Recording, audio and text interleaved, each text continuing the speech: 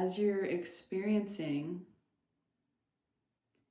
this sort of process of going beyond the mind, there can be some tricky parts of human existence, of playing the part of a human, that can kind of drag you back into the sort of swamp of thoughts. It's all stagnant. You don't know how to get out. There's not enough oxygen. It's swampy. And a good example of this is the holidays. If these are something that require you to quiet yourself, to become small, to fit in around people who see you a way that you've never been, or a way that you haven't been for 20 years, or whatever the case, if they're kind of intent on seeing something about you that you don't want to be seen. This can feel very threatening to the ego. And especially if a decision has been made to make distance from those situations, the mind can really use this opportunity to maximize its ability to extract energy from us. So it really keeps us engrossed in the thought activity that's happening. And when this happens, as always, it's an opportunity for us to experience whatever we find to be negative that's coming up in the body. So our negative reactions to the thoughts that we're having, and then to ask ourselves, okay, is this thought true? Can it be verified as true? Is it definitely true? And if not, why am I buying into it if it makes me feel bad? And how does it look if I drop that? Now I'm kind of going into Byron Katie territory here. She has a book called The Work, which is all about just assessing the thoughts and whether we need to keep them. But ultimately, within the kind of context of a holiday, or something that you know is going on that you won't be attending, or that it's going to be difficult to attend, the mind can really use this opportunity to maximize the attention that's placed on it, because that's how it works. It wants more energy. It wants to be noticed. It's within the framework of this sort of game that we're all playing. We're all playing this character. The character is totally selfish. When it's not selfish, that's the real us.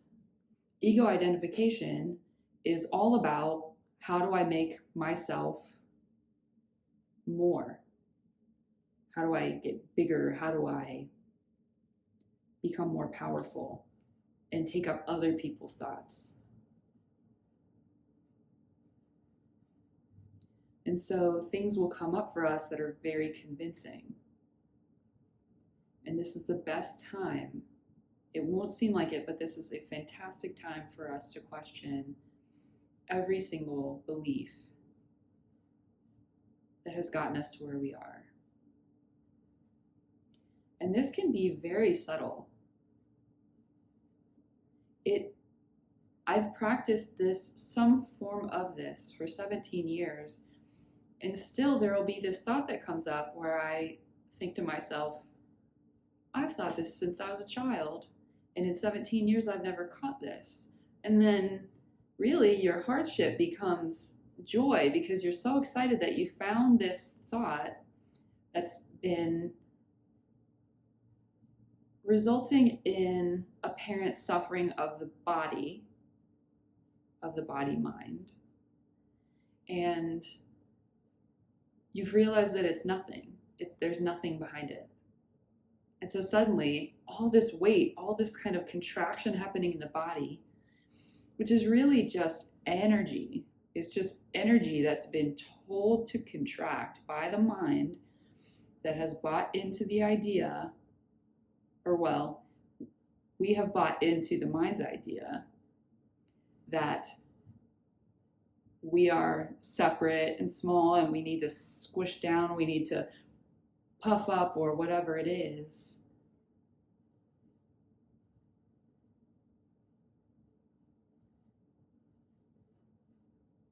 When we realize that the thing that has resulted in the body doing this is nothing at all the weight can fall off in an instant. And this is where we get this really hard to believe idea within so-called spiritual work that says ultimately you don't need any time at all to recover from this. We approach spirituality with all these concepts and all these phrases, and we think I have to go to this many retreats. I need to have a guru or a coach or something.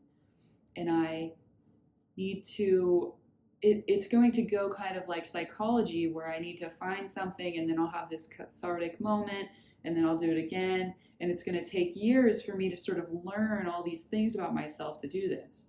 But ultimately, it's just one moment of letting go of all of that, which can't be quantified in terms of it's equivalent to this many years of psychotherapy or something like that. They're totally different things. One is pertaining to the small self. One is over here, sort of not pertaining to anything, which is to pertain to who we really are. Who we really are doesn't require maintenance. It doesn't require a bunch of little epiphanies. When that's happening, when that's gradual, it's because the mind, there is not a complete willingness to let go of the mind. And so we have to keep kind of working through these like aspects of the mind until we get to a point where we can drop the whole thing. But until then, there's still a fear and a clinging that says, I can't let go of this yet. And this is something that I experience a lot because I know that there is a kind of getting close to something. That's not exactly the right phrasing, but the mind is sort of sensing a danger to itself, which is that it may not have the floor for very much longer, and it might be put in its place. And with that, it kind of makes these desperate attempts. This just reminded me of Harry Potter, of Voldemort, as the Horcruxes are being destroyed. He's not necessarily becoming weaker at the end of it. He becomes more dangerous, I think is what they say.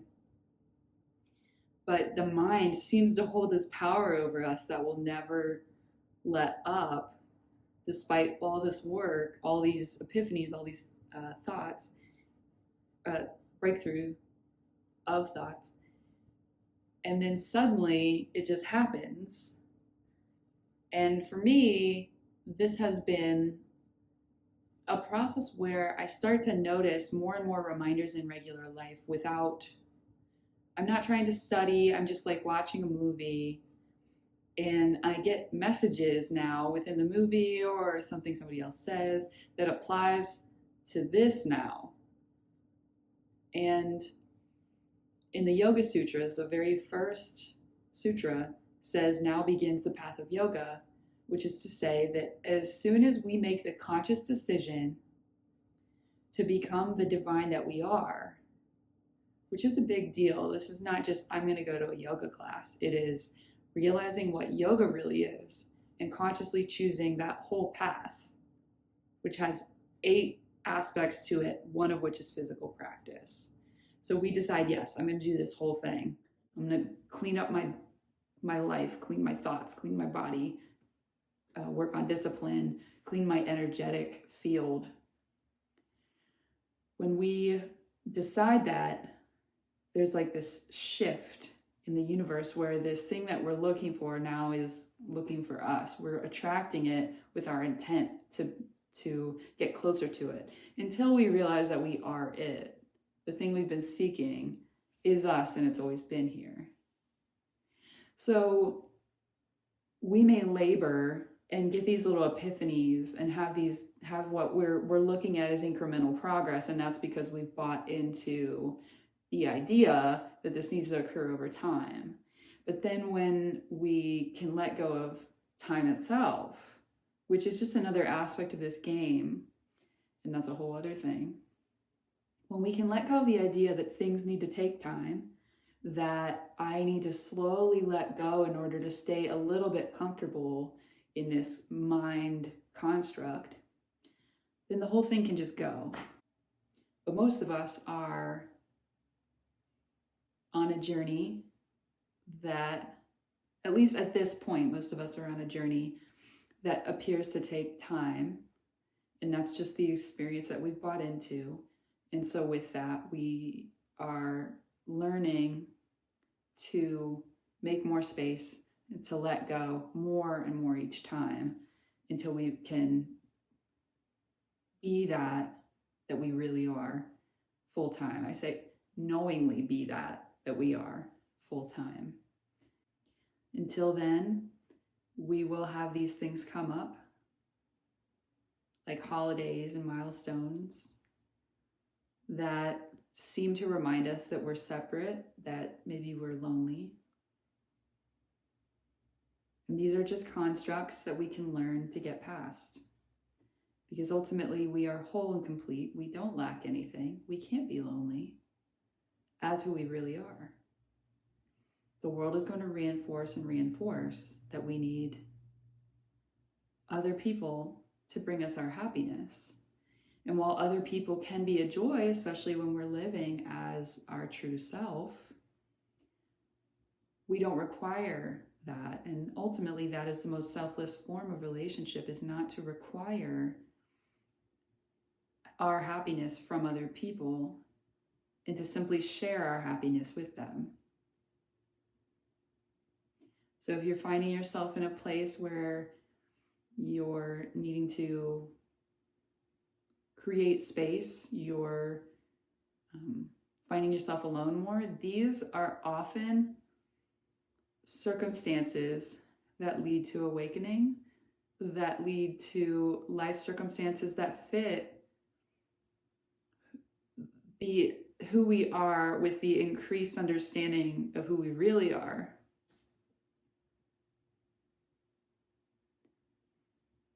And so give yourself plenty of patience. Ultimately, the idea that you have any work to do or that anything is wrong with you is an illusion as well. As long as you buy into the human aspect, it will appear that way. And as soon as you let go of the idea that that is you, you will be shown different.